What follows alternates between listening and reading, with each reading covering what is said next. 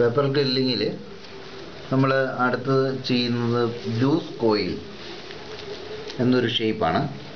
അത് ഇതാണ് loose coil.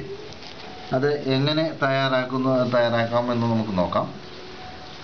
ആദ്യം ഫില്ലിംഗ് ടൂളിലേക്ക് സ്ട്രിപ്പിൻ്റെ എൻഡ് കയറ്റുക. അതിനുശേഷം ചുറ്റുക. ടൈറ്റായിട്ട് തന്നെ ചുറ്റി വേണം എടുക്കാൻ.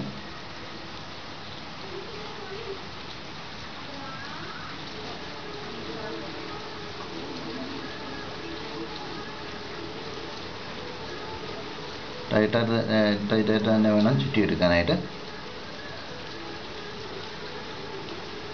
തെന്നി പോകാതെ ക്രമമായിട്ട് ചുറ്റിയെടുക്കണം.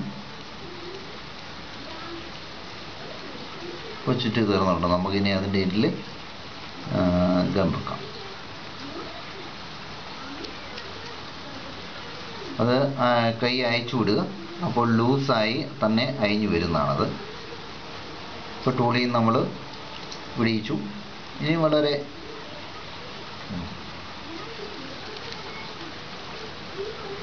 ഇനിയിപ്പം ഗം വെച്ച് നമ്മളതിൽ